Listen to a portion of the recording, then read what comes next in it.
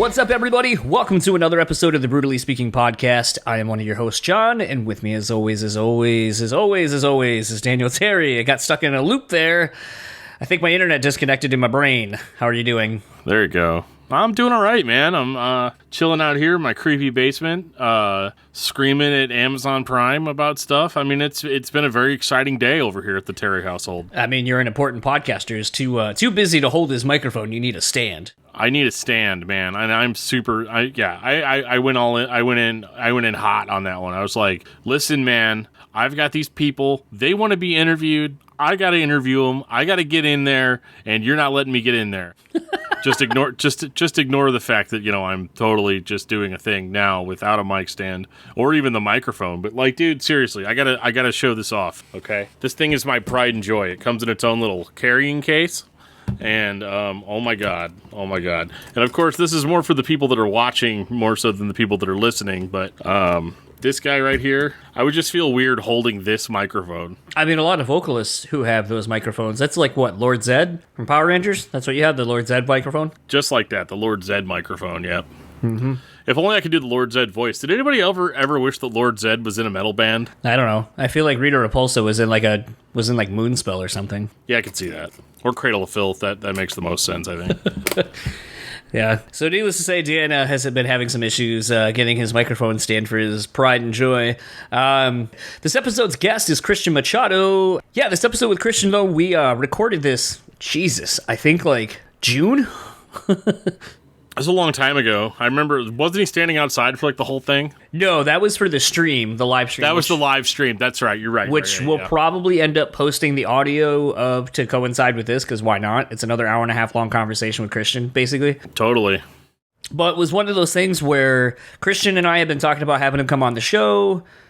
Obviously after doing the Alfonso episode, I think we kind of came onto his radar, and was a thing where just kind of waiting for a few things to fall into place. Obviously with the ILL Nino split and all of that kind of stuff, it kind of got a little hard to kind of try to do a show where you're in the midst of a legal battle. So we held off, and then basically the solo EP was kind of getting ready to drop. He dropped a couple of singles, so we talked about that. At the time of when we were recording this, though, there was no release date for the record. So it kind of, if you wonder why we're not talking about specifics about the record, it's because there weren't any at the time. That's how long ago this was. This was like right in the midst of things shutting down pandemic-wise, and people kind of being like, well, we're going to push it back maybe a month and see how everything pans out. And then obviously here we are all these months later, and we know that everything didn't just go back to normal a month later. So that's kind of why it's a little weird when we don't necessarily talk about the record. This was a lot of fun, though. It was a pretty loose conversation, and I remembered when I was done going back, I was like, oh man, I'm going to have to cut so much out of it because people are probably going to be like, dude, what the fuck? Why are they talking about X, Y, or Z? And then I went back and listened to it, and I was like, actually, maybe other than like 5 minutes just to kind of create a little flow going, I don't really think there's much to cut out. I think it's a lot of fun. Yeah, I mean, honestly, I thought it went pretty smoothly. I mean, I got to admit, whenever I turned it on, because of course I got the raw version, right? So I got like the full hour and 27 minutes, or 1 hour and 47 minutes or something of it. And like 10 of it is just John talking about, getting his hair done by his wife, which, is totally stuff that I like hearing, but I don't know if the listeners do. But I thought it flowed really, really well, to be honest. And I'm not just saying that. Like, I like the more conversational tone of it and how you guys just got into it. Like, after a point, like, there were no questions being asked anymore. It was just like a fly on a wall kind of thing. Yeah, it's kind of funny. Sometimes those kind of things happen, and as such, it's like, I even think I made the allusion to, I don't know if anyone's going to like this because of how all over we kind of go with it, but we find our ways back into kind of talking about the record that he's put out, which is out now as of when you're hearing this, which I don't think we have talked about the name of the record. It is Hollywood E. Scyamore. Again, that is out on September 25th, so basically this upcoming Friday as of when you're hearing this. So, but it was just kind of interesting because it's like, I like listening to like Doc Hoyle, and the last like probably 2 months of his show have been like 2 hours roughly with all these different people, and there's never really a moment where I'm like, yeah, that could have gotten taken out.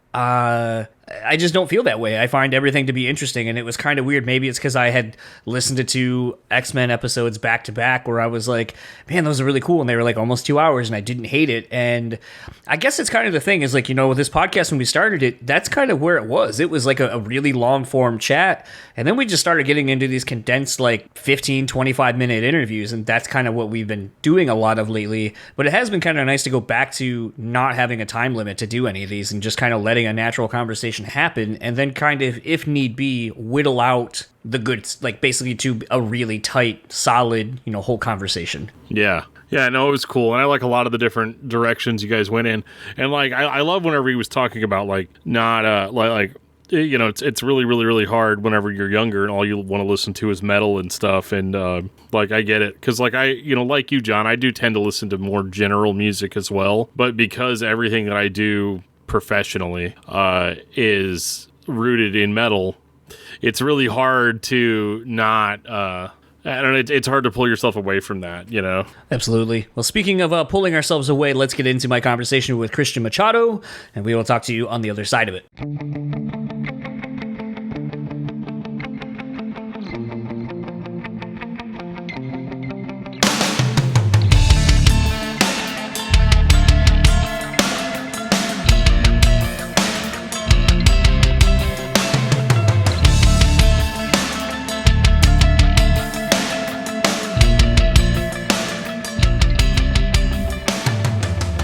So the pleasure of talking to Cristian Machado, whose latest single, Die Alone, is out now off his upcoming solo album EP, not entirely sure yet, on Chesky Records. How are you doing today? Good, brother, good. I'm doing great, man. Finally, excited to finally get to talk with you. And, given the nature of the podcast, at least I got a couple of rehearsals before we got on here.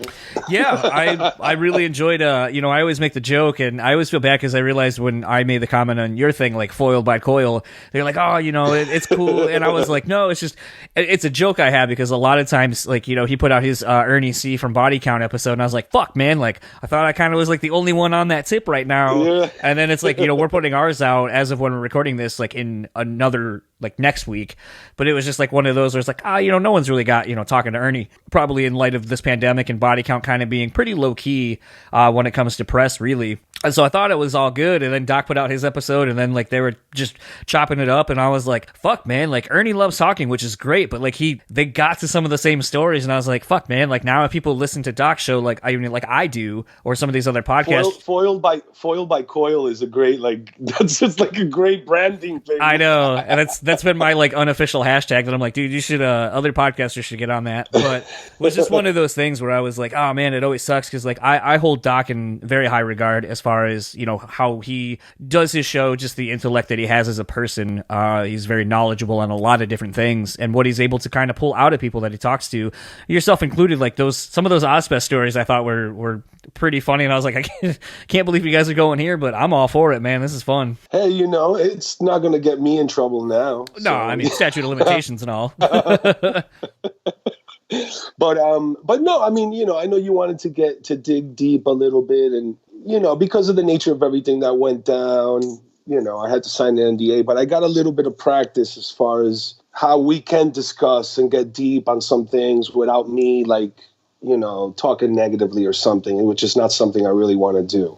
So something, I don't really know, like, so this, you and I kind of came into each other's radar through our mutual friend of Alfonso from Heartsick. I would assume based on him texting me, ended up hearing the chat we did about kind of the him being at the epicenter of like this whole thing that you went through over the last year or so, professionally and personally as well, because there's some stuff personally that happened, and I think you've been pretty vocal about a lot of it online.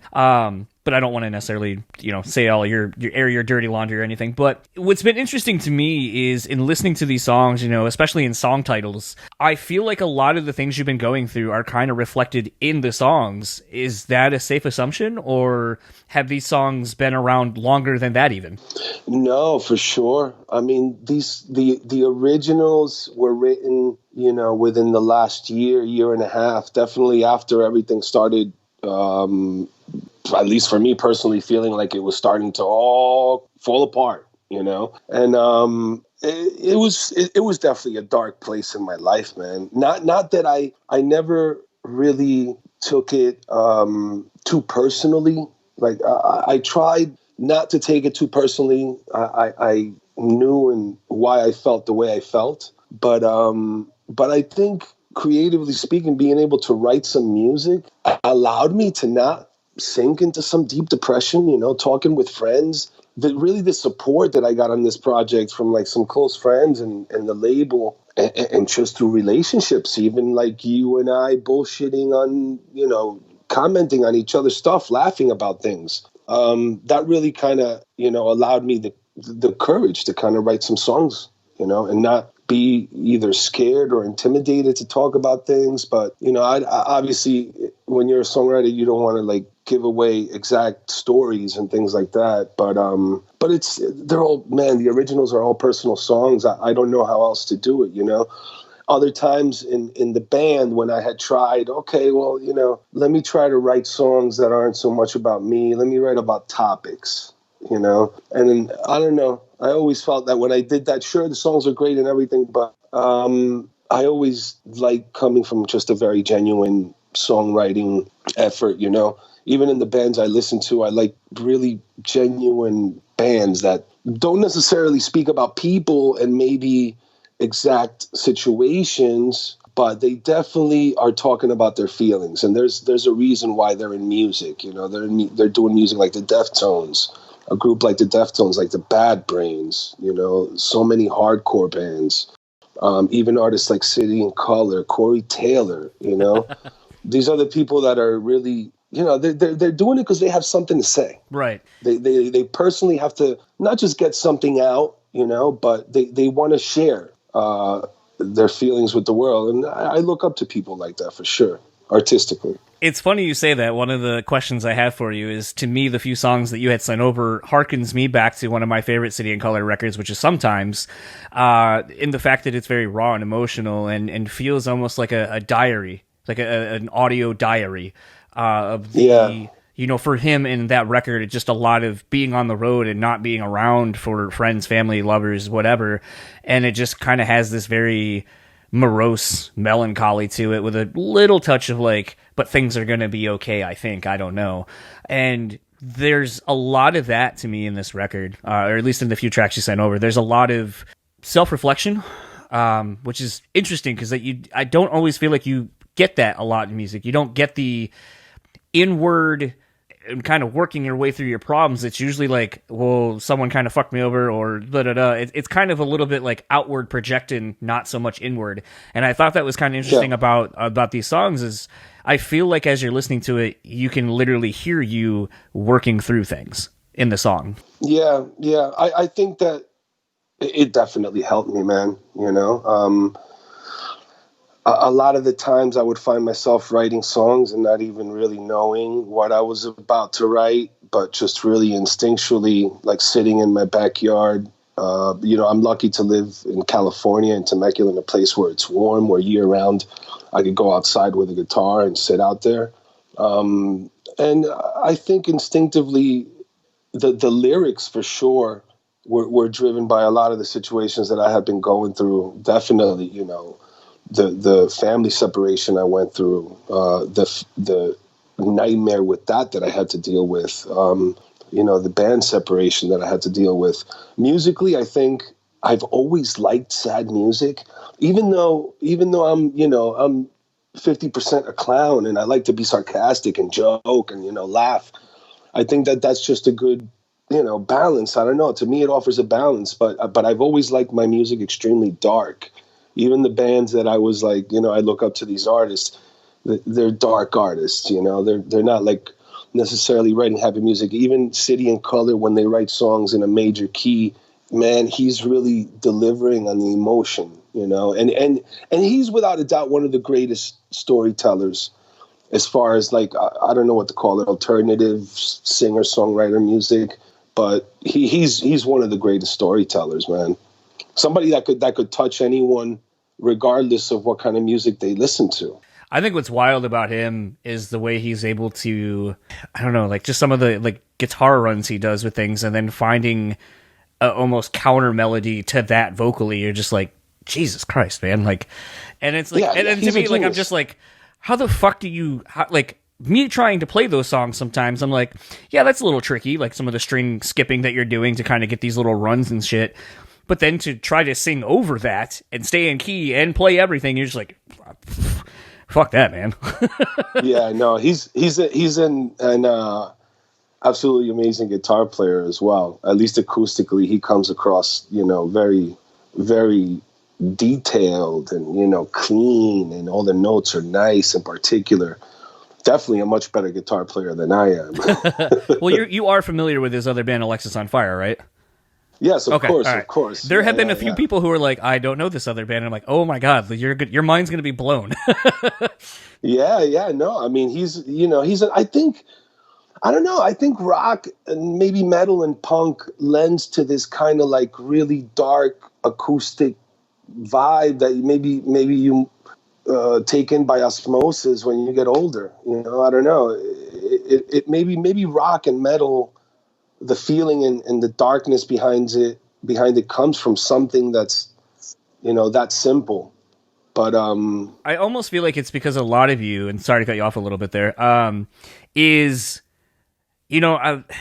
feel like so many touring people, especially in the rock metal community, are so diverse with like their music selections. Like I know a great example, like, when I was talking to Willie Adler a little bit ago, we were talking about hip hop for a hot minute, and he was like, we kind of approach things kind of like a hip hop way, like kind of like, fuck it, man, like we just, we're gonna do our fucking thing and so on and so forth, and just kind of have that attitude. And I know a lot of people like Mark from Lamb of God, like there was a song that he brought out a couple of records ago. It was acoustic, and it was kind of like sort of that Lamb of God style on acoustic, and you're just like, this is interesting.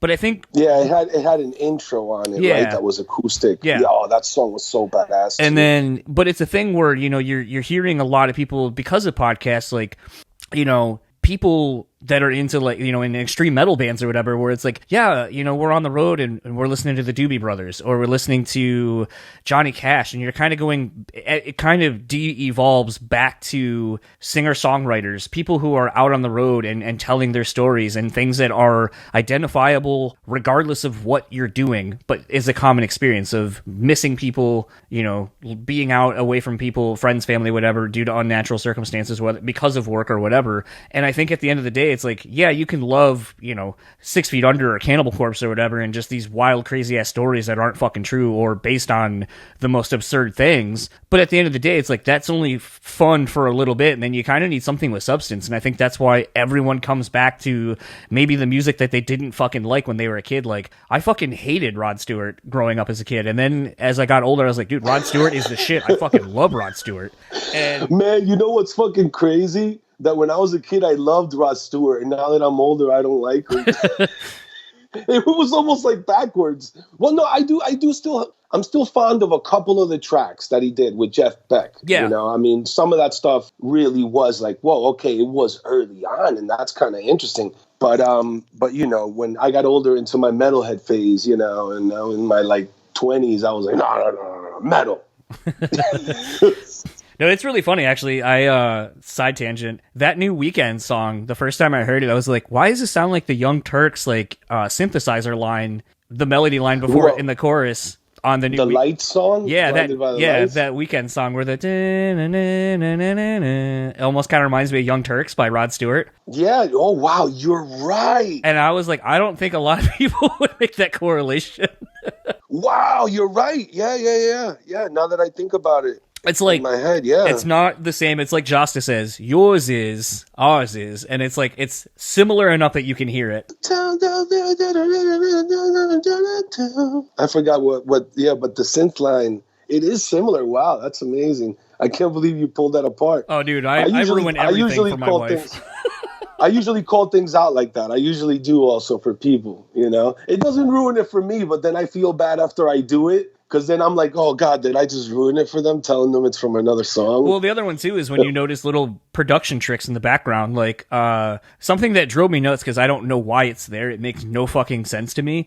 And there's no payoff for it, is on Sorry by Justin Bieber. My wife listens to a lot of, like, top 40 radio. And there's a part in the second verse where there's just a random scream. Like it's like the his verse, the line might go like na na na na na na na na na na na na, and then like a couple beats, and then it's and then he like, and you're just like, what the fuck is that? And I pointed it out to her once. She goes, I never noticed it, and I'd heard it for months, and then you pointed that out, and that's all I fucking hear when I hear that song now. And I'm like, I don't know why it's there. It happens to me with music sometimes, for sure. Even with songs that I love, if I listen to them, like let's say if I'm used to listening to some songs in the car stereo, and then one day I put the headphones on and I'm listening to it on headphones, and then you wind up hearing this thing you didn't hear in the car stereo, or if you have it through like a Bluetooth speaker, you might hear this other thing that you didn't hear in the headphones. And I think that's kind of what makes music production interesting, for sure.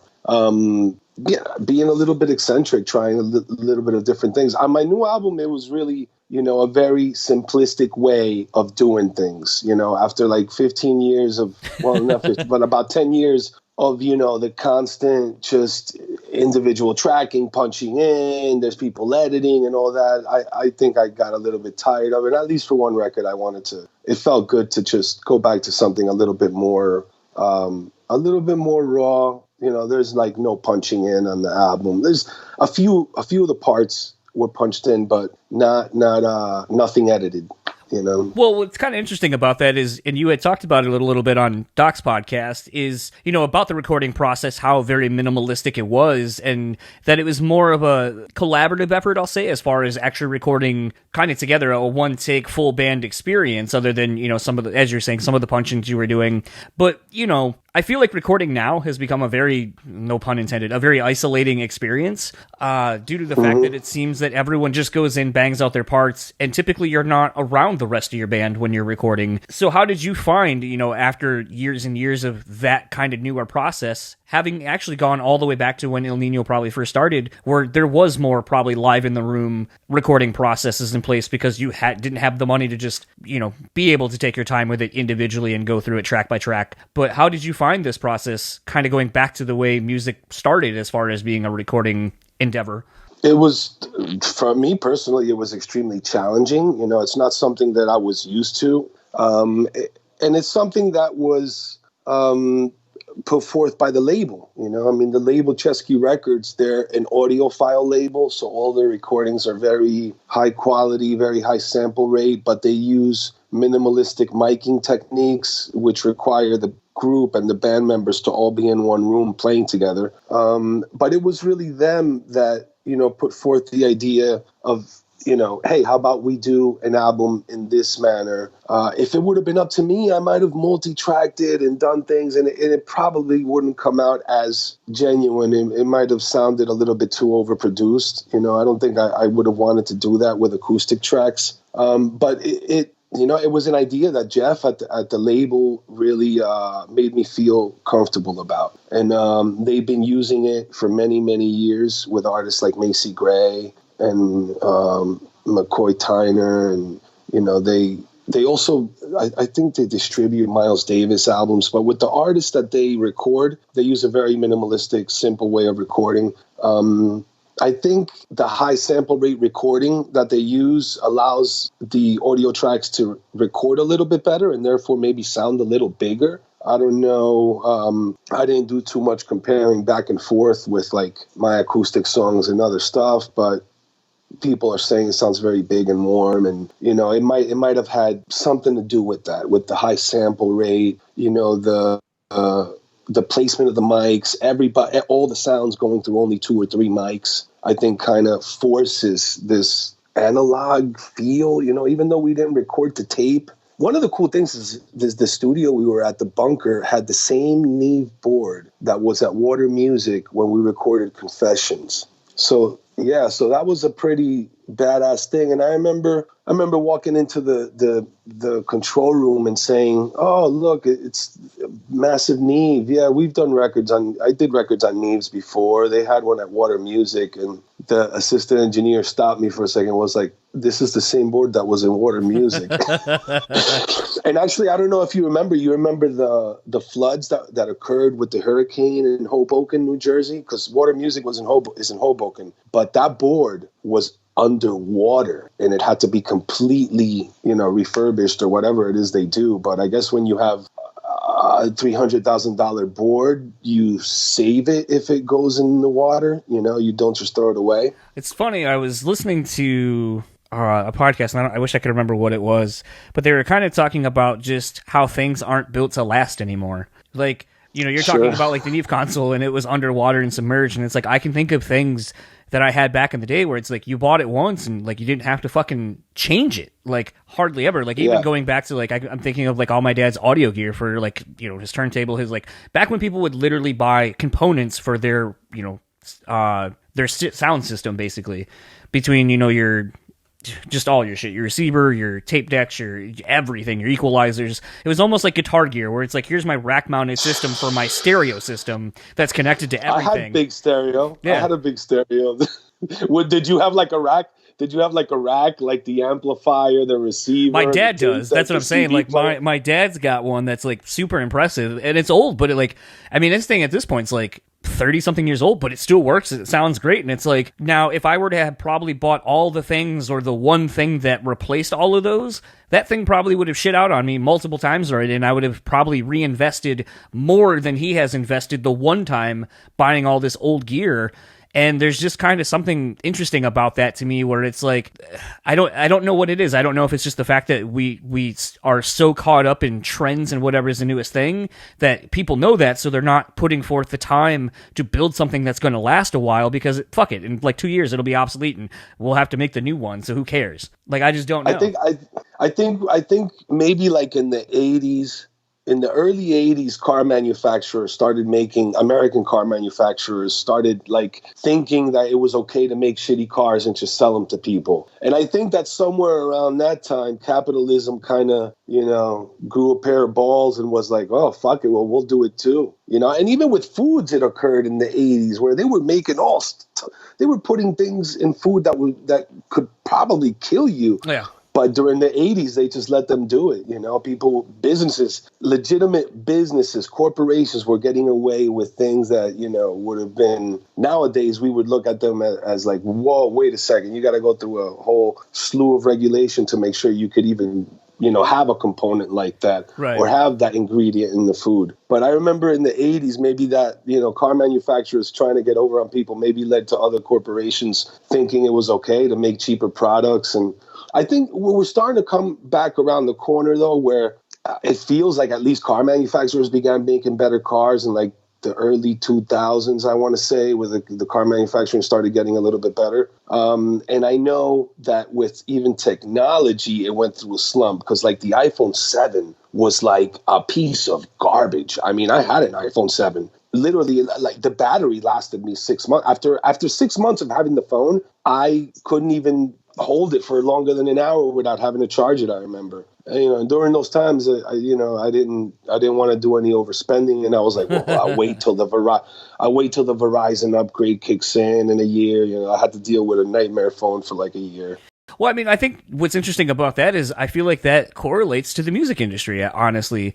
I feel like, and I can't necessarily put my finger on it, but I've actually been really engrossed, kind of speaking back to stuff I grew up on, of trying to figure out why is the music of a certain era, we'll say it stops in the 80s, that around 88, 89, somehow music became less timeless. You don't see as many people going back to, I guess grunge may be the last era of things where it's like, you can still throw on Nevermind by Nirvana and it still holds up, and it's still nostalgia attached to it, whatever, you can play for people, still holds up. People obviously still play Journey, people still play all the shit that's considered timeless and classic. What happened to music to where we don't have that anymore? Is it just been watered down and just sold as a cheap-ass product because the next thing will come through? Are labels not investing in the artists? Are the artists not investing in themselves or pushing themselves to create timeless music? Like, what is it? Because I find it hard to believe that in the last 20 some odd years, we just don't have artists that are going to be able to withstand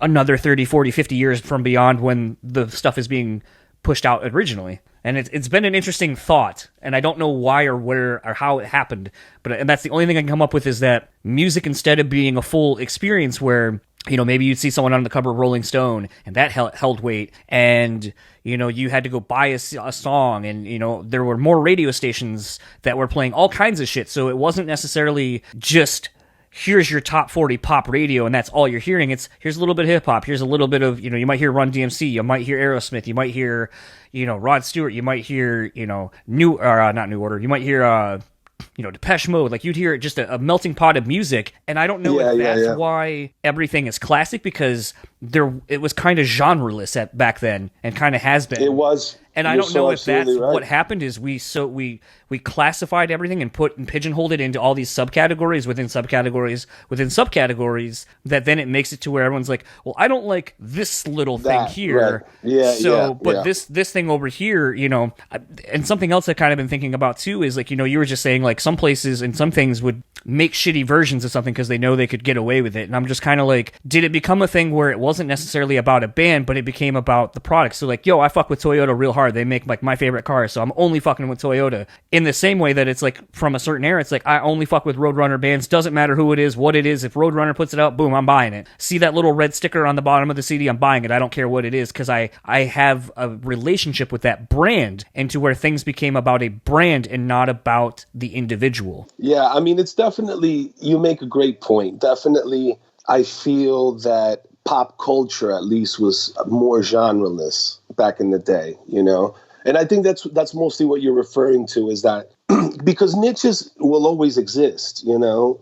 I mean, the punk, you know, the underground punk niche will always exist, no matter if there's pop punk being massive. You know, if Metallica's massive, the underground death metal niche will always exist. There'll always be somewhat of a polarity in another world. But when it comes to pop culture, you're absolutely right. In the 60s and 70s, you would see a huge variety of artists, you know, from on radio, you might hear a Motown artist next to a Bruce Springsteen song, maybe next to a Ramones song, you know, I mean, there really was. But I think what you're saying, that actually categorizing things too harshly does refer back to, you know, don't give humans too many choices, or else they start to become like, they start to become very narrow-minded, and they're like, no, I don't like it all, you know, I like my things. I think we're starting, I mean, at least now I see, like, young kids, like, for example, when I was a young metalhead, I liked all kinds of music, but my regular, most of the day listening was metal. I think as I got older, it started going back to just a general variety of music. But I see kids now maybe a little bit more open-minded than they were back then, at least in pop culture. I mean, the rising of Billie Eilish surely was fucking shocking to me, dude. You know, because I'm like, these kids, I don't get it, because they're like, the songs that Billie Eilish is writing on her albums, erase the single, but the other songs on the album, the songs she's writing are so extremely dark, but people that like Justin Bieber also like that. It was shocking to me. It really was. You know, I thought young kids just wanted to, like, dance to, like, dance music or something. I had no idea they would open up their ears to, like, a young artist that really was just performing a very bare kind of music. But who knows where it'll go? It's all a guess. And you know how music is. A lot of fashion also interprets how people may view music, and sometimes pop culture changes, and subtle changes will affect the music. Hopefully, heavy music will continue to grow and be more accepted in pop culture. I think that's definitely lacking. I mean, you'll see, like, a Motorhead t-shirt at a Walmart, but nobody in the fucking Walmart really knows who Motorhead is. Right. Yeah, I don't know. It's been interesting. Like, I have been trying to steer this podcast into other territories other than rock and hardcore, because that's not all I'm into. it's funny. My co-host has another show that I think it would be interesting for you to do eventually, called Discography Discussion, where they go through a band's discography and just kind of talk about it as fans. And that's cool. And that's fucking cool. A lot of times, and they've kind of done an offshoot now where they'll have, like, we did a conversation with Brock and 36, where they just went through the beginning of 36 all the way to the last record and had Brock kind of tell the story. And kind of, it's almost like an audio history, basically. And that was another thing. I was like, oh, Christian probably would do great for that for ILL Nino. I love Brock and 36 Crazy Fist, man. I love that band. Yeah, it turned into a really nice drunken evening.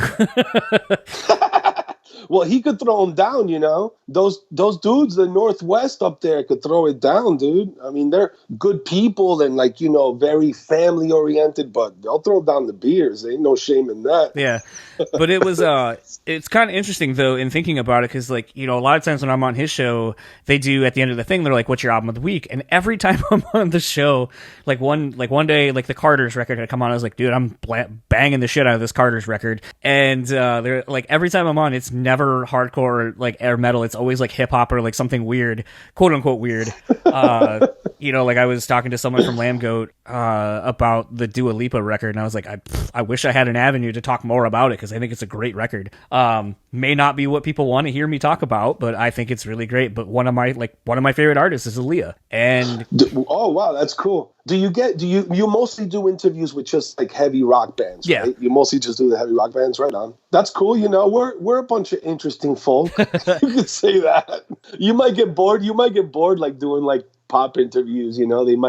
The labels might be like, "Oh, you got to talk about the single." But I mean, like, I've been in that world doing this enough, so I mean, it's like, I've learned how to push the thing I'm supposed to, but make it interesting to me, where it's not a typical interview either. But the thing, people want that. People want that nowadays, dude. But they want real conversation, real topics. It was kind of funny because, like, someone asked me a while ago, because they're like, so I know, like, because I don't remember if it was on Twitter or on Facebook, but someone was like, "So I followed you because of the podcast," and I was like, "Yeah," and they're like, "But it seems like you don't like rock or metal. Like, is this kind of a front?" And I was like, "No, but I like more than just this." And I was like, and they're like, because I don't really like Aaliyah, and I kind of checked out her music thinking, like, I was missing something, and I was like, see, for me, and kind of going back to, like, the production and there being more, I was like, the impact she had in her short time it's still felt now, and I go, because she did a record with R. Kelly, and it was very much that kind of New Jack Swing style of the early 90s that, Teddy Riley and then were really making big, and Pharrell and them before they were the quote-unquote the Neptunes. But it was one of those things for me where it's like, her second record, she was like, fuck that, I want to go against this, I want to kind of go more what's going to be current, and hooked up with Missy Elliott and Timbaland, and gave them one of their first big opportunities to do a record as the production team. And obviously Timbaland's one of the hugest fucking producers there is, and there was something, and same with Missy Elliott, there was something about the three of them that when they were doing stuff, it was magic. And when they finally got to her last record, the shit that Timbaland was throwing on that record, you're just like, what the fuck? I mean, like, we've seen it now with Justin Timberlake, with Nelly Furtado.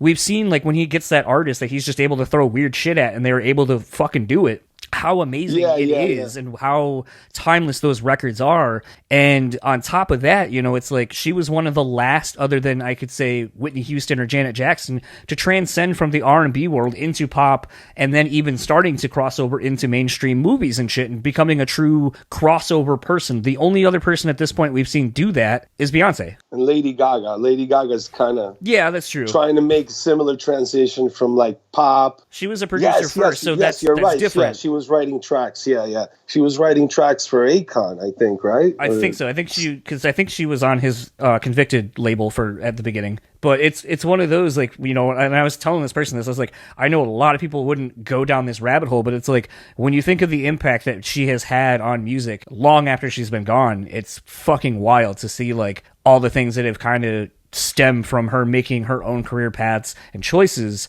and realizing, like, oh my god, you were destined for so much great shit, and we only got, like, a tip of it. And it's like, to me, that's the fucking, like, she transcended into the metal world with Queen of the Damned. She didn't do a metal song, but I guarantee if enough time probably would have gone on and she would have done some stuff, I could see her fucking with something in that vein. Yeah.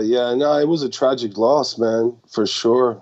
And she was one of the one of the first, I think, crossover hip hop, R&B solo female artists that were like modernizing the genre for sure. Yeah. Man, I mean, and a lot of, believe it or not, hip hop influences metal a lot. It's just that a lot of bands don't talk about it. Well, I mean, I think what you see Code Orange doing right now is very hip hop influenced, where they're doing events, online events, and then doing a merch line around it.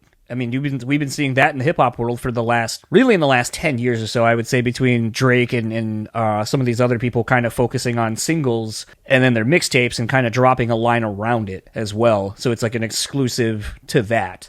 Code Orange is the first really I've seen in the hardcore metal world that's adopting that and fucking running with it. Are they doing shows like every week or something like that? They're doing streams. So they did the live show at the empty venue, and then they had the merch. Yeah, that was pretty badass. Yeah, and then they had the merch for that show, I think, for the tour, but then they've been doing like other random like things, but doing like a small, like a pre-order thing, so it's no money out of their pocket. Whatever gets bought is paid for.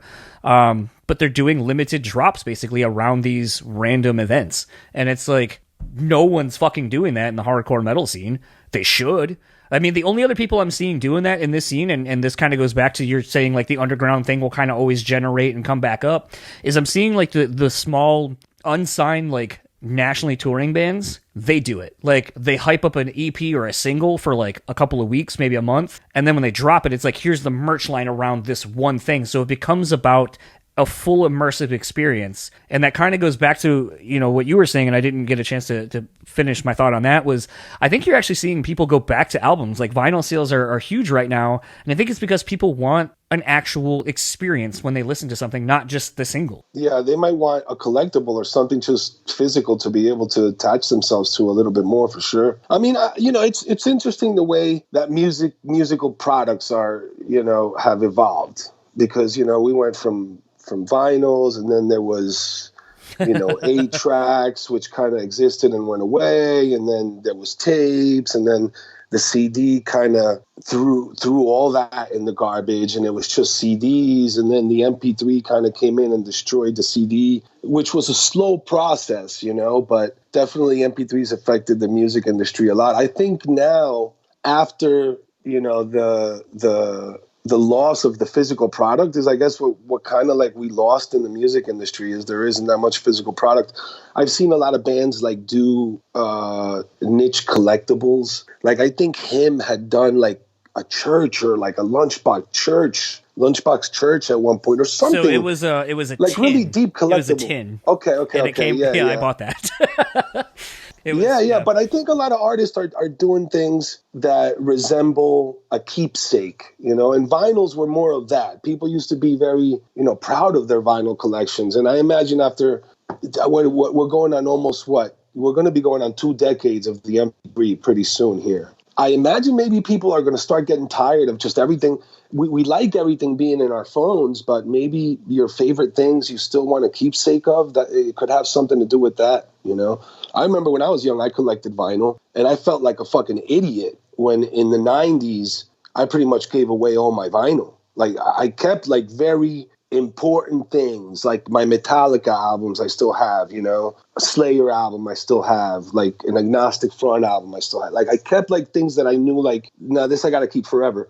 But I got rid of a lot of really good albums, man, that I'm now I look at myself and I'm like, you're a fucking idiot. Just because you liked CDs, you got rid of something you thought it was going to be garbage forever. I remember walking the streets and seeing like vinyls of badass albums in New York, just on the street. Nobody wanted them. Thrown out. The garbage was supposed to pick them up. Punk rock kids used to go through them to freaking try to find the gem in there. But I think, man, the philosophy behind what the fuck is a musical product is still we still, I don't know what it is. I mean, I don't know. You would think eventually that audio visual kind of things would start to evolve together. I once threw a concept around that I felt that all music releases should come out with Netflix visual, documentaries to back them up a little bit more.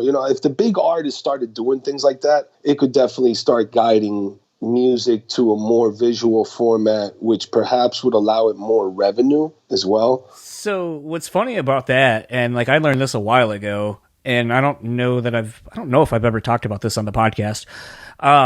So in the late 90s, early 2000s, you got a lot of like enhanced CDs. You can put them on your computer. They might have something on it, a video, something like, I remember right. White Pony had a video game, had some behind the scenes stuff. It was really cool. Probably, one of my favorite enhanced CDs of that era. But, you started seeing the shift to DVDs, the making of the album accompanying the CD.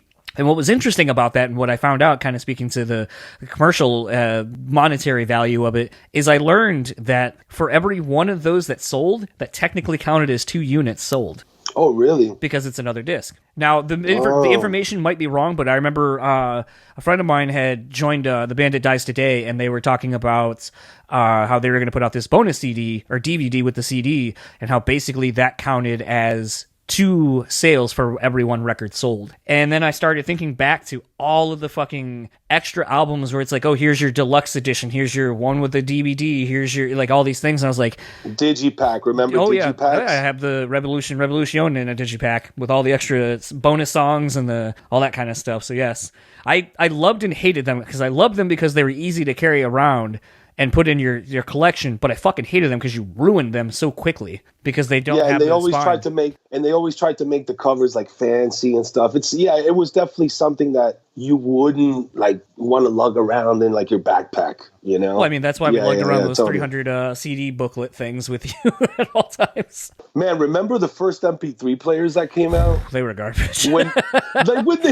it was like all those little, and there was like 300 million of them in every store you would walk into. It was like, think about how many companies made money. Think about how many millions were made from technology that people bought and threw away the next year. Oh, like my dad's, what the hell are those things called? Mini disc. My dad has mini disc stuff. Okay, I used to have a mini disc too. Yeah. And I was like, this is kind of cool, but then it got replaced real quickly by the iPods, like a year or 2 later. Yeah. Because you know what? It was almost like, well, let's try to make the technology smaller. They were in that frame of mind, we'll make it smaller.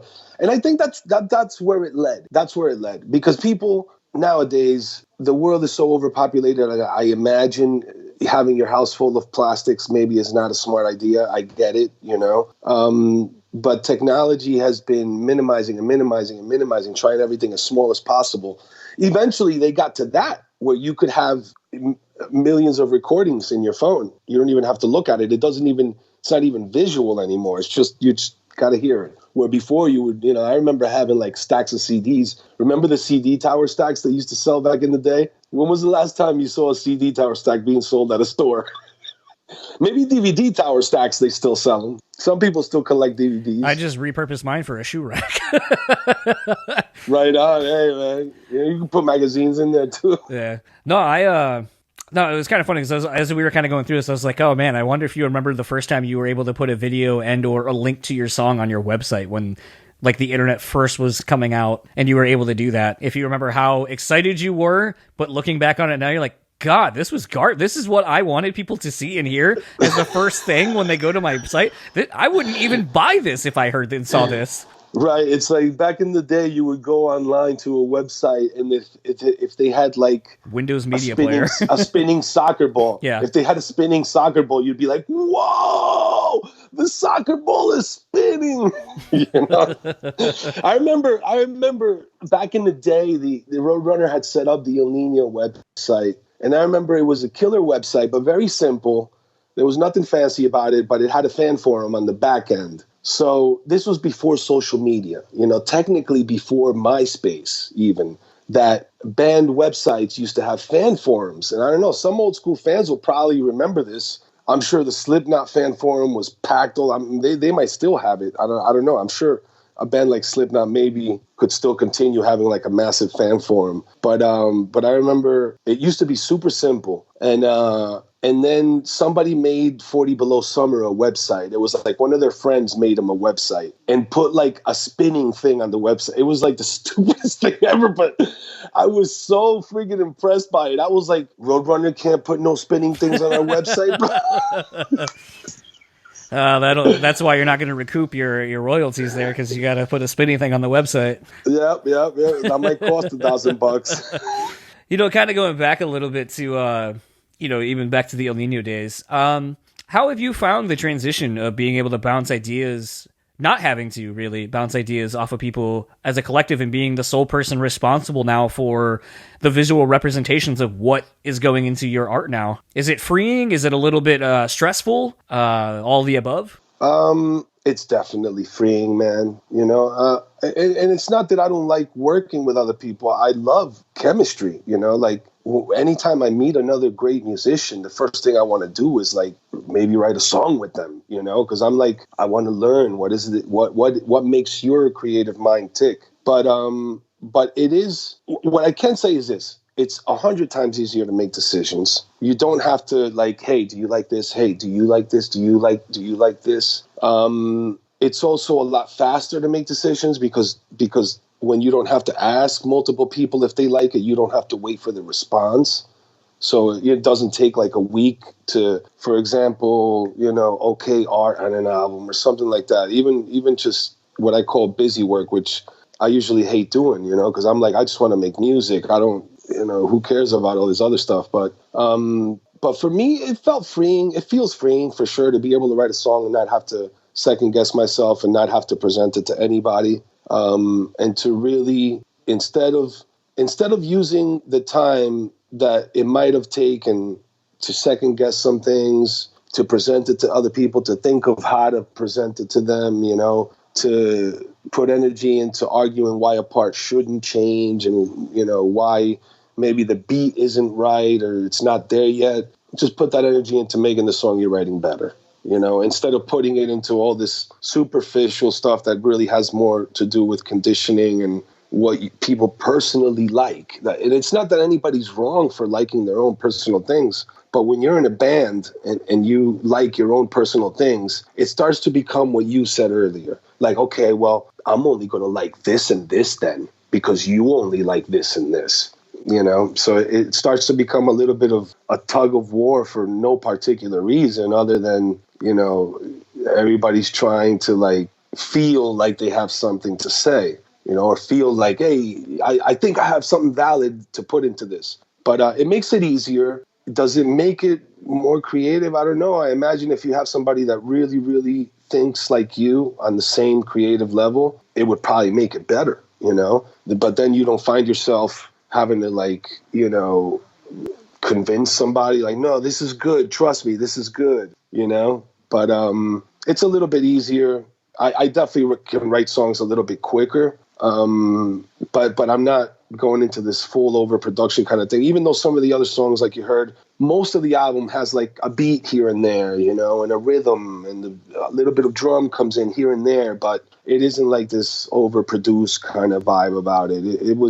It mainly came down to writing songs, making sure I was happy, making sure that what I was talking about felt really genuine to me, and then working with badass musicians, I got to work with my good friend Conrado and Steve and Oscar, who played percussion on ILL Nino, also played percussion on the album. And then two amazing musicians from New York, Junior Cabrera, who played bass, and Ali Bello, who played violin. But it really just came down to, just make smart decisions about the songs, make sure that the songs are really, really good. I co-wrote one of the songs Good Mother with Steve and Conrado. And if I get to make another record, I hope to maybe co-write some more songs with them. This one turned out just the way it did because it was just write some songs and see where it goes. But it's freeing. I guess it's freeing, I loved working the way we did things, and the people that were involved in the album definitely brought it to the next level. I mean, I think if I would have done like the album on my own, it would have just like been a guitar and me singing and not much more. But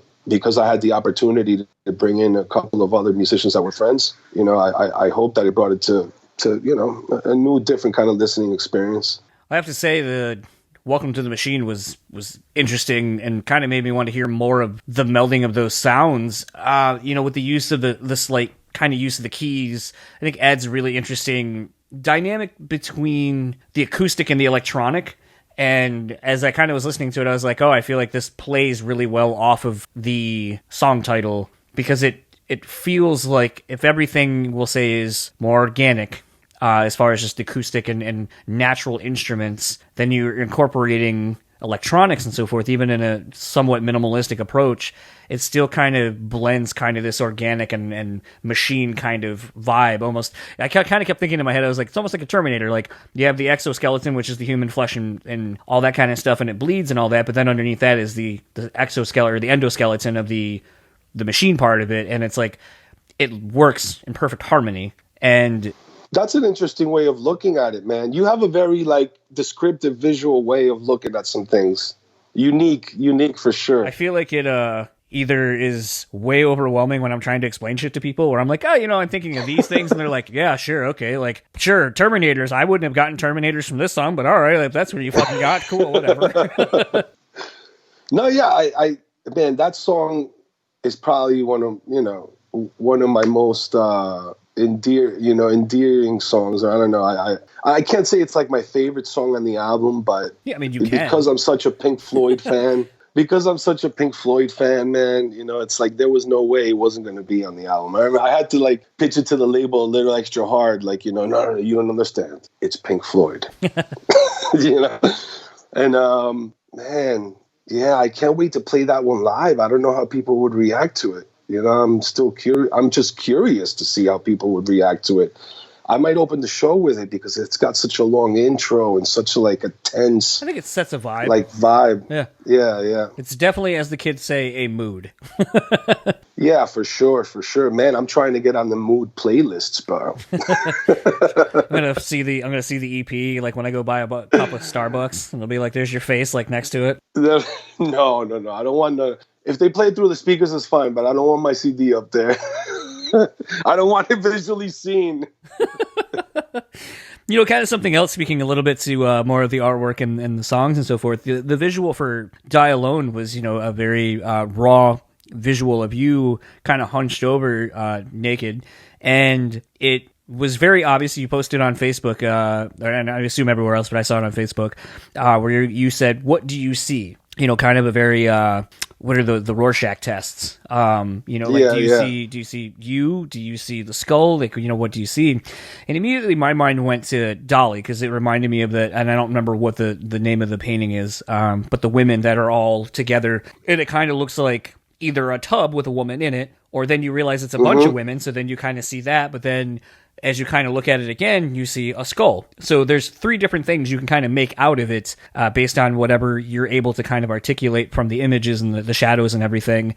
And it kind of made me wonder, what other non-musical influences are you maybe trying to incorporate into what you're doing with the presentation of your solo stuff?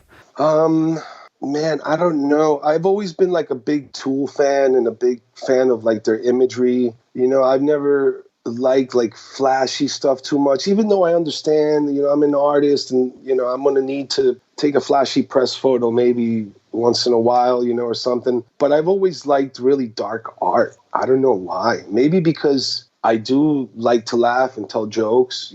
This is how I kind of balance out my mind. But it's, I mean, that piece of artwork just seemed like, this is something that definitely can make you feel like what the song sounds like. Yeah, it definitely I think that's really the only thing. That's the only thing that really mattered at all. Does it look like what the song sounds like? A lot of artists don't care about that much more anymore. They'll just put it together. But some artists still do. They're still very in tune with how the visual could impact the person if they're listening to it and looking at a visual at the same time. But for the most part, I think it comes down to really just making yourself happy, and the things that you like, hopefully other people will like them, Yeah, it was interesting when I looked at it again, kind of trying to take it all in conjunction to what I'm listening to.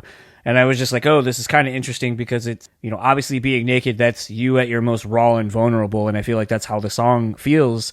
But then... Oh, no, but it's not, but that wasn't me though. It's an actual model. Oh, I thought it was you. Man, no, I mean, I wish I looked that cool. I wish I looked that cool. Fair enough. I guess I wasn't looking that closely, but it is like a Rorschach thing, like you said. It is exactly that. And it's funny, depending on what you like personally, you might see a skull. If you're a metalhead, you'll probably see a skull first or quicker than somebody who, isn't used to seeing dark imagery. So it does make you learn about yourself a little bit, which is what I found interesting. Yeah, it was one, like I said, where it's like, do you take the approach of being naked and alone to be vulnerable and raw like the song kind of is, or going more of an illusionary visual to it, where it's like there's a skull, and skulls, kind of are often representative of death and dying. So it's like, on both levels, it works for the song. And I thought that, to me, that was what I thought was interesting in the visual representation of the artwork that accompanied the song, was like how it was able to apply to either, however, whatever you saw, it still applies to the song. So it was one where it's obviously, I don't know if that much thought went into it, other than, oh, this is kind of a cool, interesting image. It's going to make people look at it. Probably will get people to maybe click on the link to listen to the song, or what, because, all these things are factors now as to how to get people to click on something and actually listen to the music. But then once you got them, is what you're seeing, does it apply to what you're listening to? Is there more a marriage of everything, so it's a full immersive experience? Or is it just kind of, because you can put some wild ass shit on a fucking album cover and it has nothing to do with the music, and some bands do that. But yeah. I think it stands out more when it's able to, like you said with Tool, I think a lot of bands, and the great bands, don't do anything without there being thought into it and what it means to the greater narrative of the whole. Yeah, like Tool is known for working with great artists, and even, for example, let's say on one particular album, let's say, they hired an artist. I don't think Tool is the kind of band to try to control what an artist is doing, but they are the kind of band to listen to an artist that they admire. I think that with regard to the single cover, it had to do with, a couple of us sitting around and just knowing that we admire each other's opinions and saying, oh, this is cool. And then that kind of was at least enough of a justification to say, okay, yeah, make it the single cover. This will work. It is partly that, feeling like this will work, whether it's like, okay, this will work because people will click on it, or this will work because it'll draw people in visually, or this will work because it speaks about what the song is. As long as it works, I think that's the most important thing, man.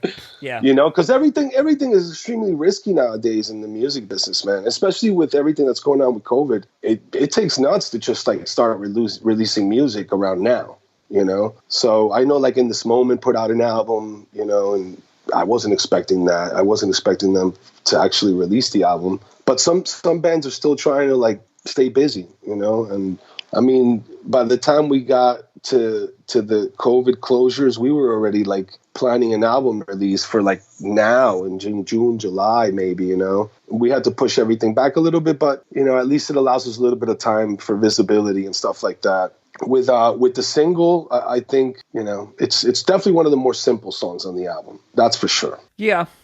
I think I don't know. I always love getting into the how do you choose what is going to be the first thing to represent either a new album or a new band or whatever. I think for you, it's probably interesting too, because there's what everyone assumes everyone knows you from, but then there's this, which is not what you're known for.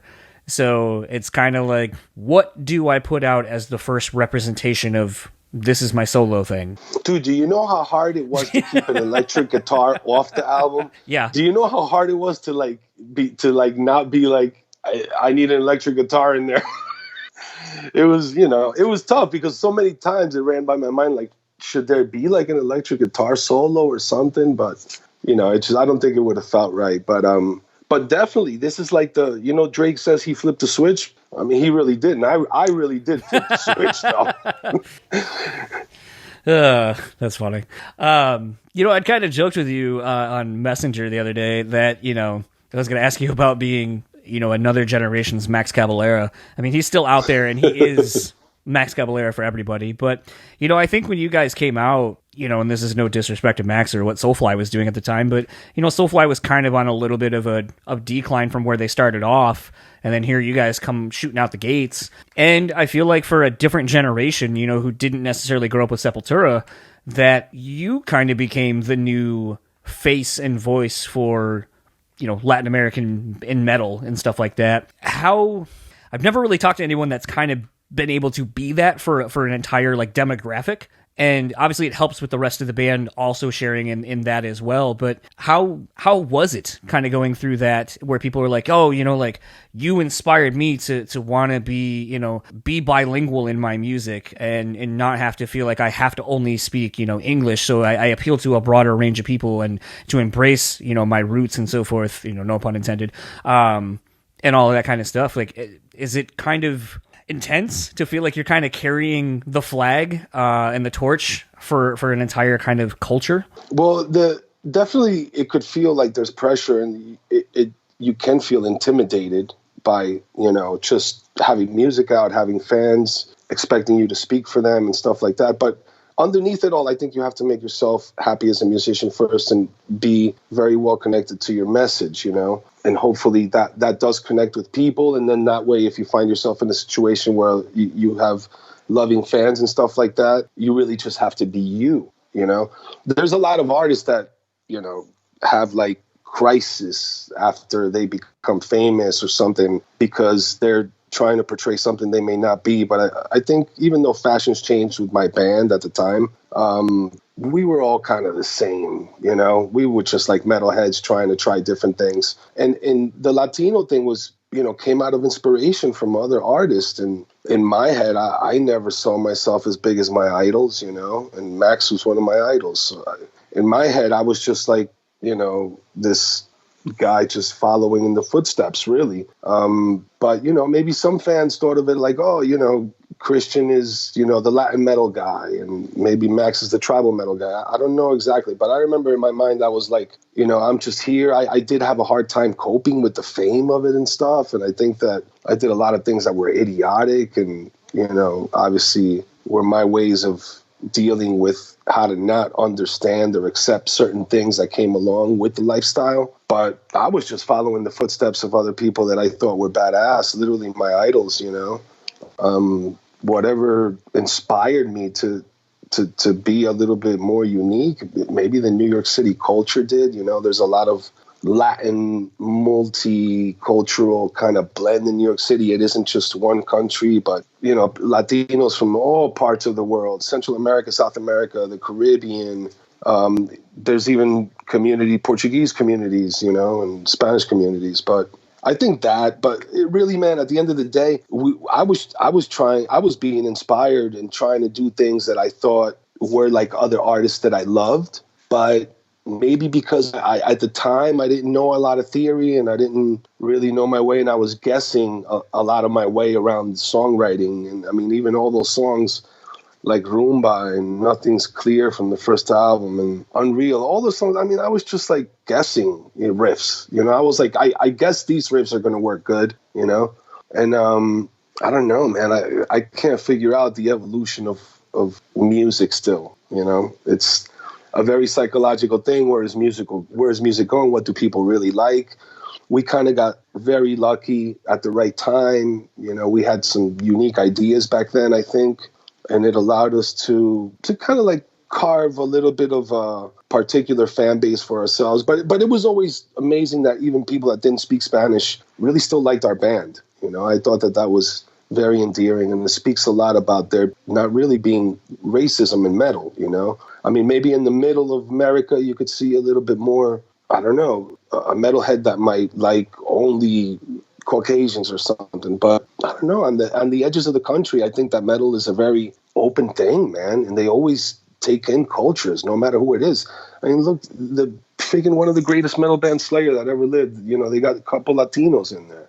May not be talked about, but I mean, these are guys that when I met, we spoke Spanish. We didn't speak English. When I met Tom Araya and Dave Lombardo, we spoke in Spanish. We didn't talk in English. So, It was kind of interesting thinking back to that time frame, because it's like, obviously there's always kind of been a handful of bands that kind of make their way through, like, like you're saying, like Slayer obviously maybe not be the first band everyone thinks of when they think of that. But, like I remember growing up and it was like, okay, like you have, metal has kind of always been not an American thing. Like, growing up, it was like, oh, here's this band Whitesnake. They're from over in Europe. Queen, same thing. You have, all these bands that I liked and grew up with, Judas Priest, Iron Maiden, like not from here in the States. You didn't have as many bands that were kind of putting their stamp on things that people loved. To then when there was kind of what I'll call my metal or whatever, when I was growing up, and it's like, there was, Sepultura, then it became Soulfly. There was you guys, there was Puya, then there was Ankla, which more or less same thing. Then it's like, and even Skindred, even like a group like Skindred or Dub War is like culture metal. You could call it culture metal. But then it's like, you have even other iterations of that kind of thing with, Living Color or... System of a Down also uses a lot of culture in their metal for sure. Yeah, I mean, like there's always kind of been this thing where it's like, for as many instances as you can say where metal is kind of a very white genre, that you can kind of point to a lot of bands that put their stamp on it, where it was like, but they influenced and did all these other things that were not white. So it was kind of interesting, kind of thinking back to that time frame and seeing, a lot of different interesting bands coming through, even like, Third Strike and stuff like that. There was a lot of diversity in the music scene back then, and in hardcore and metal, that I don't know if we're really seeing as much. I mean, you kind of are, there's Animals as Leaders with Tosin Abasi and all that kind of stuff, but, not necessarily bringing in like you guys were doing, where it was like bringing in, your Latin roots and kind of all these other influences that were not really the norm at the time. Right. Well, I mean, I think music has its intervals of how much experimentation is allowed, in any particular genre at one time. I think that's kind of like a cyclical thing, where in the early 90s, it was expected if you were in a band and you were not trying to experiment and find a sound, you knew you definitely weren't going to make it. But now there are bands who need to want to sound a particular way because they feel that that's the only way they're going to make it. It could feel like it's somewhat of you're trapping yourself into doing it. But I think I can't figure out the cycle of music, man. All I know is like what I like for sure. I know what I like, and I know when I hear something if I'm going to like it or not. But I don't. Man, I'm trying to think what other band. Well, I mean, definitely like Santana must have been shocking at Woodstock, right? Like seeing Santana back at Woodstock, I guess that might have been, but I guess maybe congas back then were a little bit more accepted. Well, I mean, that might have been a little bit too before that even. I was gonna say, you had like Sheila E., but that was a little bit later. It's like one of my favorite stories about Santana. And speaks, I think, to why Journey's in the current position that they're in. So Neil Sean was in, and the keyboard player, I don't remember the dude's name, but they were in Santana. They played Woodstock with Santana. Neil Sean played Woodstock with him. And Neil Sean tried to convince all of the rest of the band to kick out Santana and continue on as Santana. And they obviously said no. And that is amazing. Then he and the keyboard player started up Journey shortly thereafter, I think. That is amazing. I mean, that could be 100% bullshit, but I remember, I think I read that in something that was related to either Santana or Journey, or, just something about how their careers have kind of paralleled each other at times, or interwoven. And I just remember being like, the balls to be like, yo, I know I'm in this band and we have the namesake of the band, of the guy who's in the band, but let's fucking kick that dude out and just continue on as the entity of Santana when none of us are Santana. Well, with Steve Perry, I wonder, it's interesting though, because I think Steve Perry didn't want to tour or something, or he was like, I saw in the Journey story, something happened to him, right? He had like a health issue. He had a real bad accident when he was like hiking or whatever. Oh, really? Yeah, I think I heard him do an interview once where they were about to go on a tour. Okay, yeah, that's right. They were about to go on a tour. I think it was like 95 or 97. He was hiking and had to call an ambulance or something. The ambulance had to come to get him. Oh, shit, look at you, dog. Oh, damn, you're a Journey fan like that. No shit. That's amazing, bro. Which shot is that from, though? Is that from... It was like some live photo I found on Google search. Like, I have a whole like portrait leg sleeve. Like I have a... Dude, that's awesome. Damn, you're paying tribute to the real fucking... Those are the real motherfuckers, bro, that had the voice, bro. That's the shit I grew up on. And then, they were... Fuck, man. They taught everybody else that came after them how to sing. You kidding? Yeah. Shit. So, I mean, it's crazy because, like, I got to interview John 5, and one of the things I was really looking forward to talking about, even though I didn't get a whole lot of time to do it, was once pushing the solo record and all that kind of shit. I was like, so, I mean, like, you worked on the new Steve Perry solo record. Like, what was that fucking like? And you've worked with Rod Stewart. Like, what was that like? And he was just like, oh, it's Dude, cool. he's such such a badass guitar player. I remember the first times that we did shows with Rob Zombie, I was shocked because I was used to seeing bands go on stage and get handed an instrument, and when they step off stage, they hand the instrument back, you know? But he fucking goes from the dressing room with his guitar all the way. He'll go in a van where the stage could be 2 miles away. It doesn't matter. He's the guitar strapped on, and when he leaves the stage, he takes his fucking guitar with him too. During our interview, I made the comment about, like, you know, I see you always have the guitar on when you're doing interviews and so forth. Like, have you ever happened to just strum something and go, oh, that sounds cool, and like have to stop something so you can kind of figure out what you're doing? And as I'm literally, because he had been quiet at that point, he goes, oh, actually, and then you hear him strumming, and then the rest of the interview, you hear him like fucking with his guitar the whole rest of the time, and I was like, it's kind of cool, but I kind of wish I hadn't opened that Pandora's box. I shouldn't have said anything. Yeah, because now you think it's okay to just keep playing guitar, and I'm like, I know you can do that, and it doesn't, like, you're not paying attention to what you're playing, probably. You're just strumming for the sake of strumming. But to me, it almost sounds like, you know, a lot of people probably be like, well, dude, he's not fucking paying attention to you. He's, like, more worried about his guitar. But it was just funny. I think he does that almost like he doesn't even realize that. No, he doesn't. He probably plays nonstop the whole day like that. Because I mean, I've seen him backstage, and it's almost like, whoa, the dude really is just like, and even when he's talking, he'll be like playing and talking, you know? And yeah, he said that he came up with a riff once when he was like on the shitter. He was like, oh, I was like on the shitter and I was playing and I came up with this riff and I was like, oh, that's cool. And then just like recorded it on his phone or whatever. And I was just like, yep, there we go. That's exactly what I'm talking about. Like, man, you know, you're freaking addicted to playing guitar when you're freaking playing guitar while you're taking the shit. I chickened out. I told my co-host, I was like, when I do this interview, because I know John Fibes loves titty fucking, and I was like, I'm going to bring it up. And I just couldn't do it because I just didn't know how to bring it up out of all the questions I was asking. How do you know he loves titty fucking? He talked about it on the Josta podcast. He was just like, they were talking about titty fucking or whatever, and he was like, oh, dude, it's like, and then he was like, yeah, you know, I love it, blah, blah, blah. Like, it's like my fetish or whatever. And I was just like, and then I saw like a photo of his wife or whatever, and I was like, oh, that makes sense. But I was going to bring it up and just be like, you know, like, it's probably one of the few times maybe you're not having your guitar in your hand or whatever. Like, I don't know. I was just trying to come up with something to make it funny. Imagine John 5 titty fucking while he's playing riffs. Oh, yeah. Probably plays his guitar like a dick, or probably plays his dick like a guitar. Oh, man, that's amazing, bro. But it's one of those, like, where that's, like, what's too far for even me? Like, we had Chuck Billy on a while ago to plug his weed vaporizers and all that shit. If John 5 made porn, he'd definitely be playing his guitar while he's fucking, for sure. He'd probably be nonstop. He'd be like the guitar porn guy. That's what they... Wanking to a whole new level.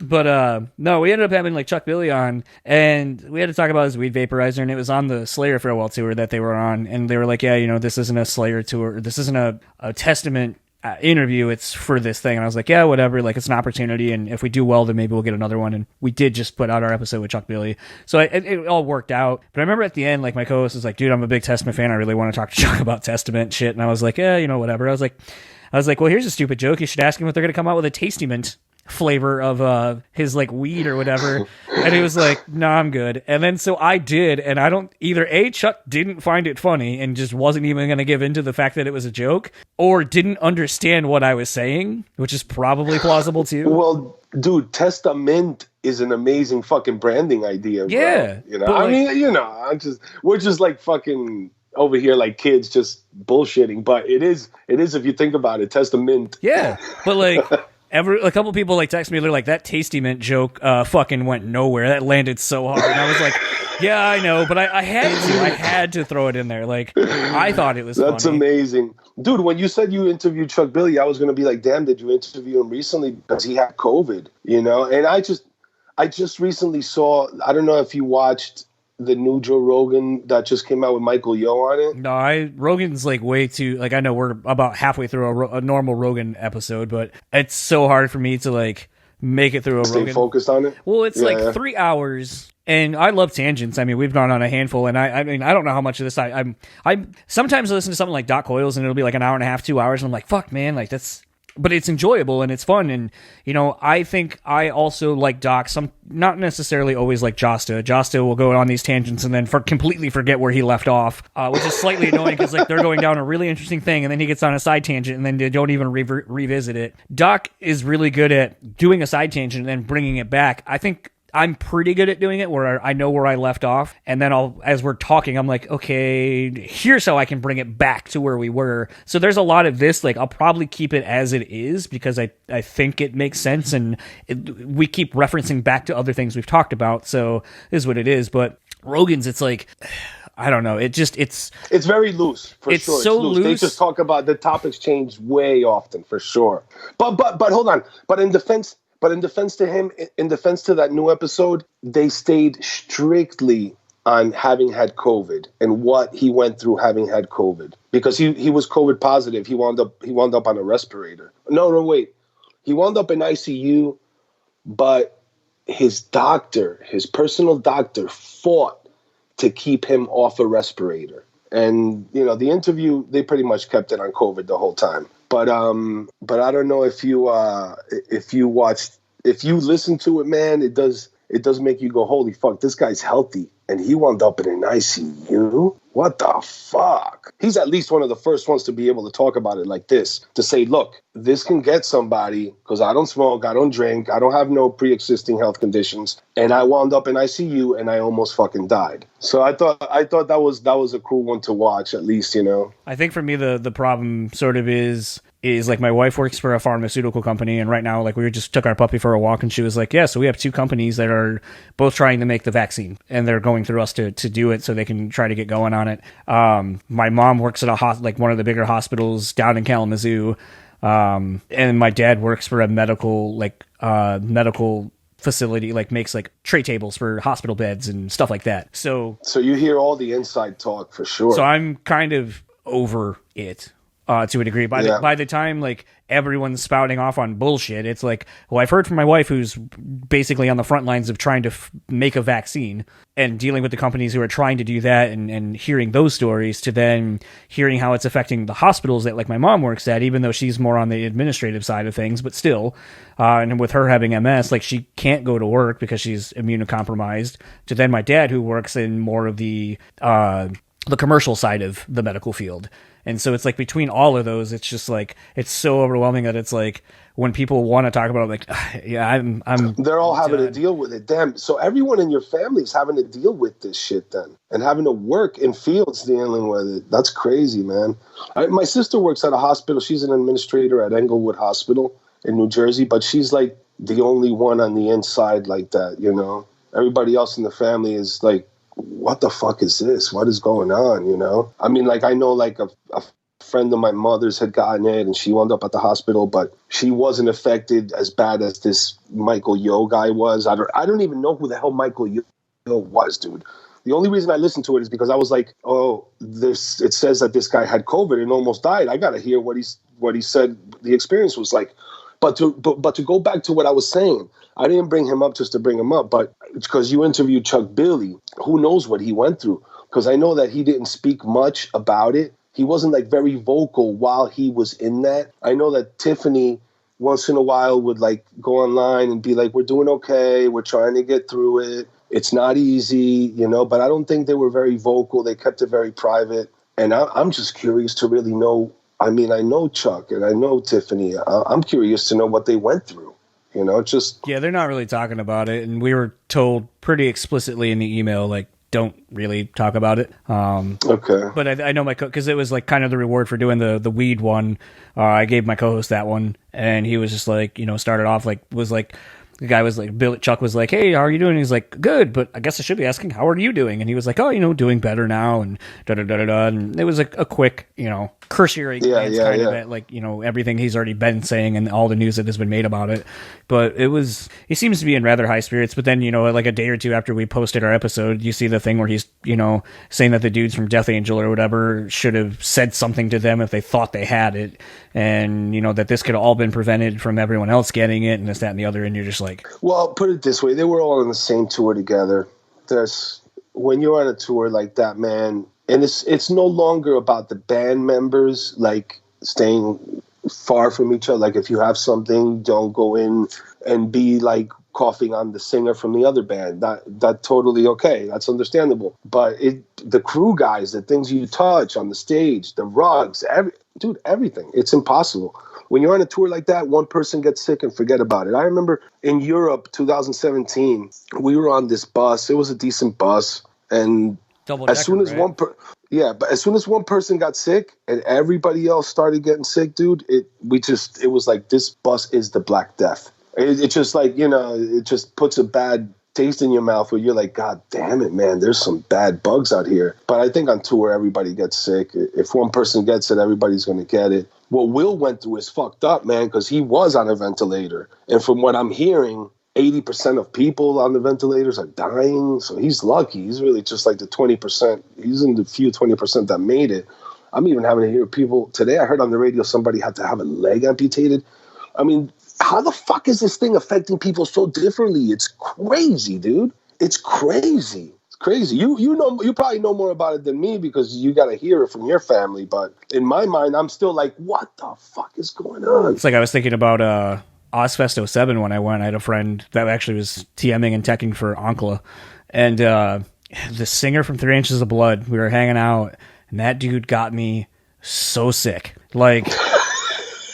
we were talking and we're sharing booze because, like, the thing I was trying to be nice, and I think like my friend and I spent like almost $400 on alcohol, and we brought it to like share basically. Dude, he probably got the whole bar sick. Well, no, this is like just out in the parking lot, and like I remember. Oh, okay. We're sitting backstage or like in the parking area, and this dude's like talking, and he's like, yeah, so like the tour, pretty much the whole tour got sick, and he was like, so like. So-and-so, I think it was like Willie from Lamb of God was hanging out with our dudes, and like he had something, and then like our dude got something, and then like they were hanging out with the Behemoth guys, and the Behemoth guys had a different like sickness going on, and then he's like, so I've got that, like an amalgamation of all three sicknesses that were going around, and then like 2 days later, I got fucking walloped with all of it, and it put me down, and I was just like, dude, if this is like I couldn't imagine trying to then go tour and perform and be well. That 2017 one, bro. Let me tell you, and it's not just me saying this; it's everybody that was on that bus.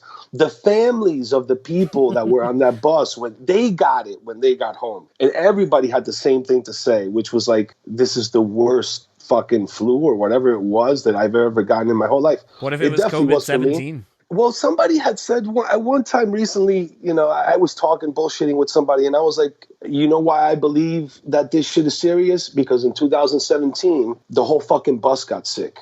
And this shit was like some next level shit. It only lasted like 3 or 4 days, but during those 3 or 4 days, forget about it. You were done. We didn't cancel any shows or nothing like that, but it was very complicated to get through it. Let's just say that. But everybody got sick, dude. So that's why I know that something like this could occur. How did it occur? Who the fuck knows? I don't really know. But I just know that, yeah, some people are apparently getting sick.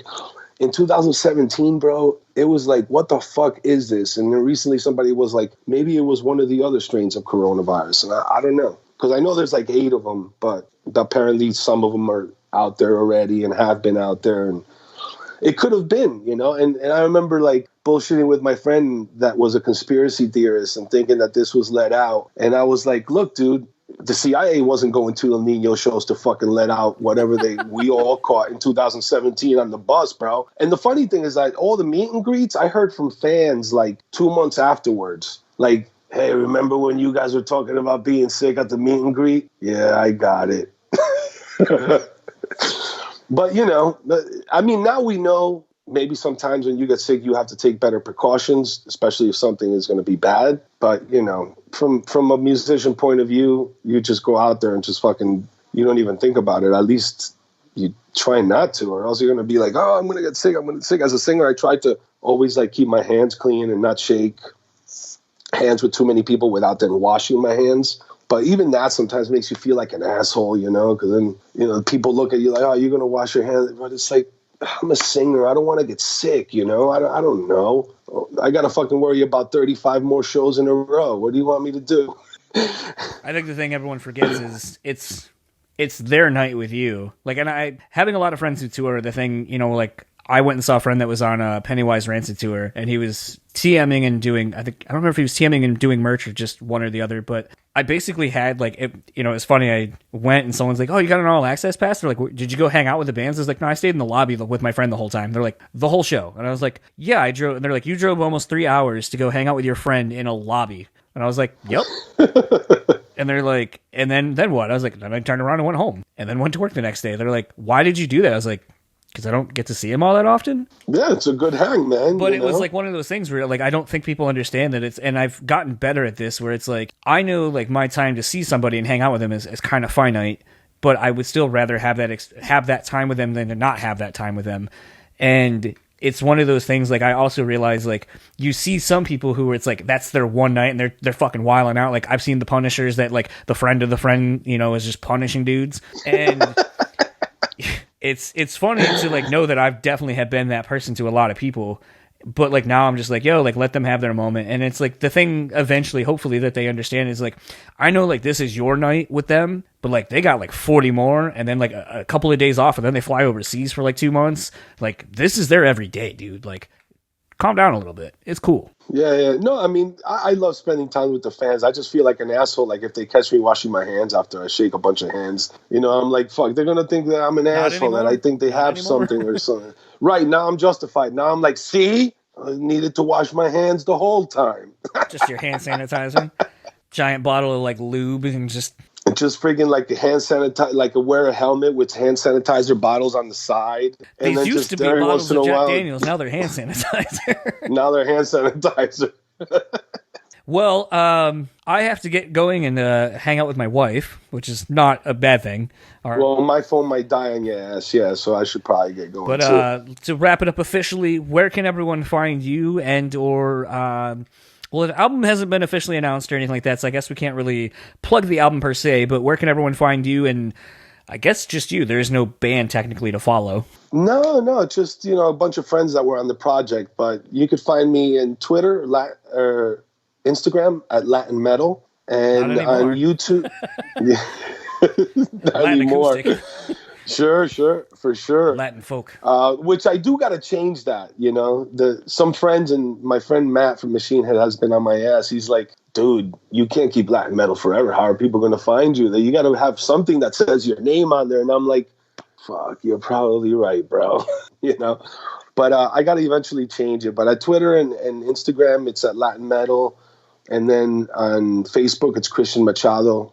It'll probably be one of the first pages that comes up. And that's it. My album will come out in September. You could pre-order it if you go to shop.bandware.com and then just type Cristian Machado into the search box.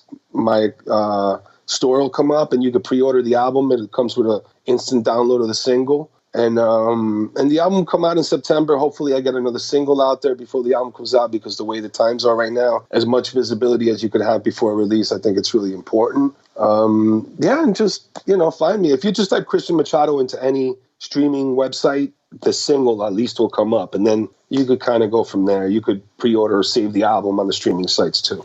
Can't wait to see your quarantine video. Oh, man. I'm actually lucky, dude. I mean, look, I live in a nice area, and we could go outside walking. I almost wonder how far away you live from Nathan Ivey from Finch. Oh, I don't know. Where's he at? Temecula. Oh, okay. Then Temecula's only like freaking, I don't know, 20 mile radius maybe? Yeah. He could only live 15, 20 minutes from here.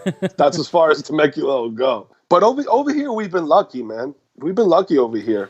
Not here in Michigan. We make the news for being stupid. Fuck, man. It hasn't been easy in LA either. But over here, I mean, they're not being too strict on people. They're just, as long as you got a mask on when you go outside, they're not telling you can't be outside or near other people, But we'll see how it goes. Fuck, I don't know. For all I know, they're fucking lining up at the hospital right now, and I just haven't heard about it. Yeah, we'll have to do something maybe a little closer to the album coming out, talk a little bit more about the full record. maybe do a Sure. companion piece where you talk more about some of the other songs on it.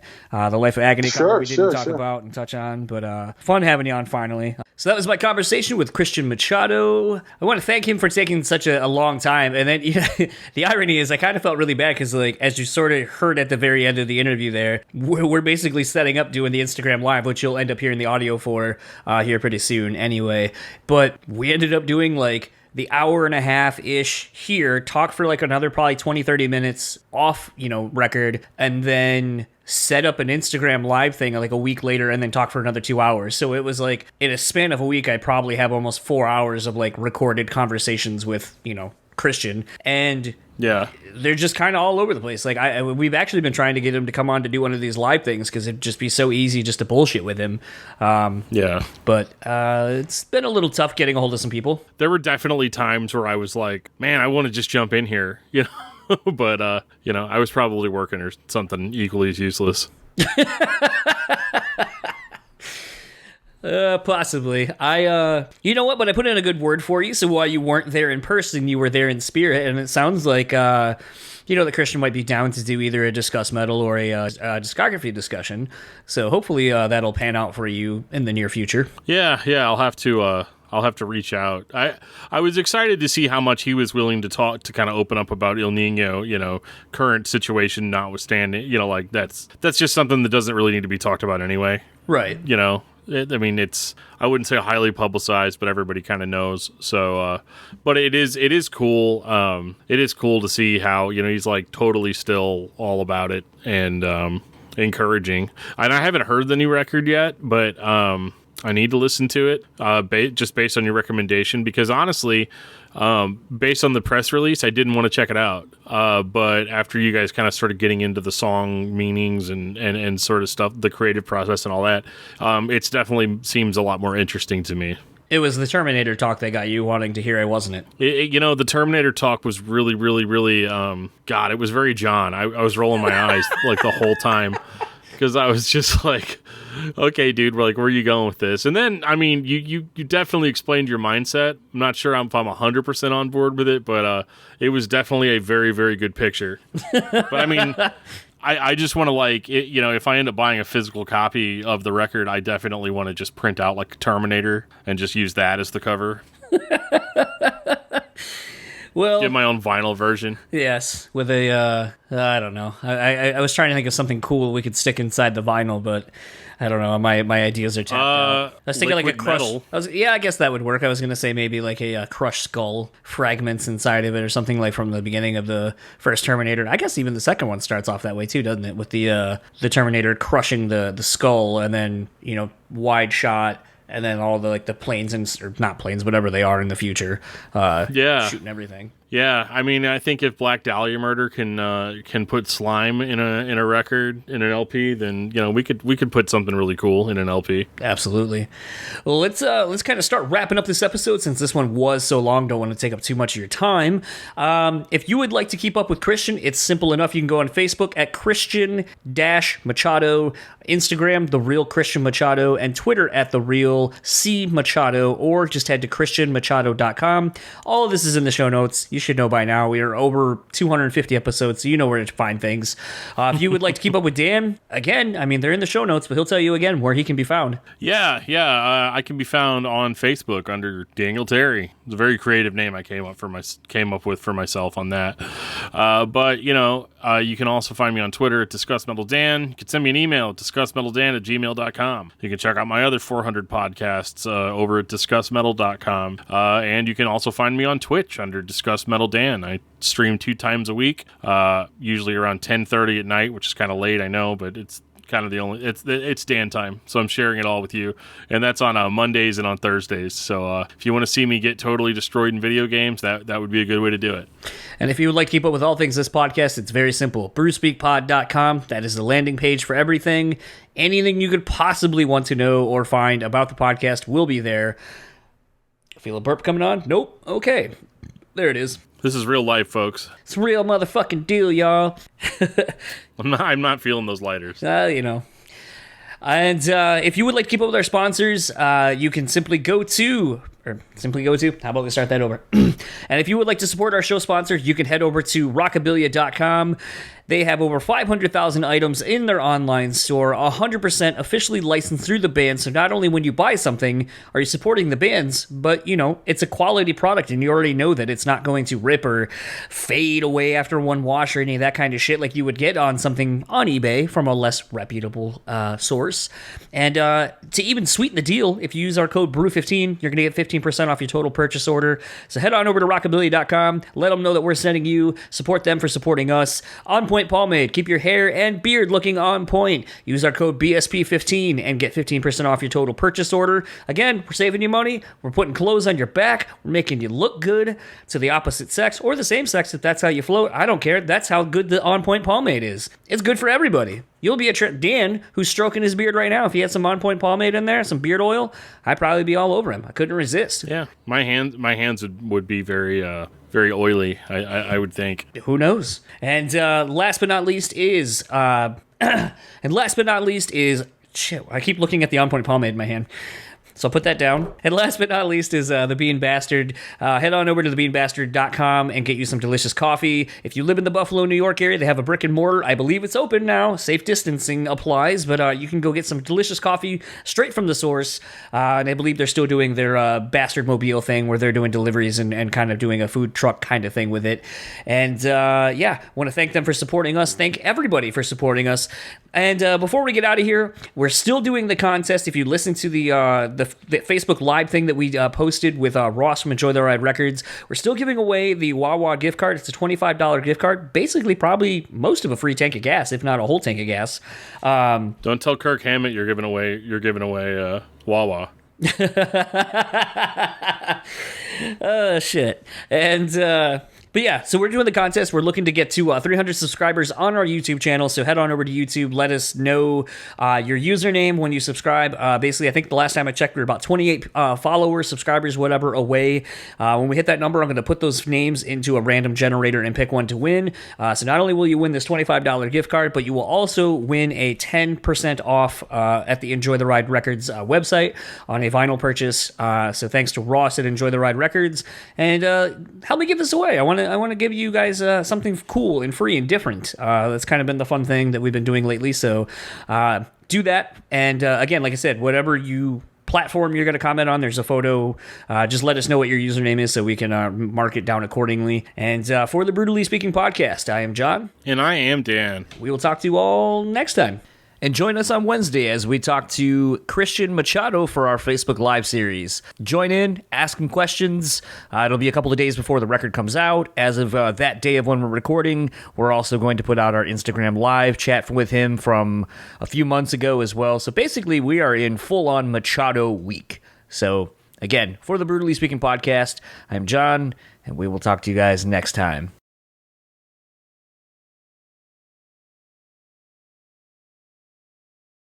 Sucked. Oh, that fucking sucked. Shao Kahn, what'd you think? That was pathetic. Yeah. Coach, what'd you think? Fucking embarrassing! Okay. I mean, I knew it was gonna fucking suck, but I think those guys were a little rude. Austin Powers? How about new?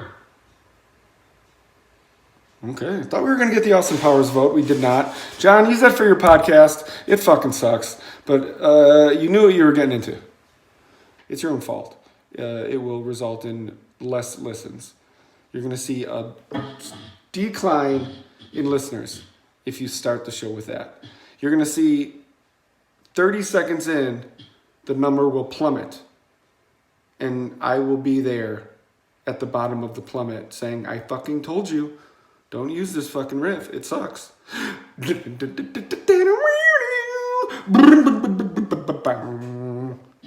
it's yours.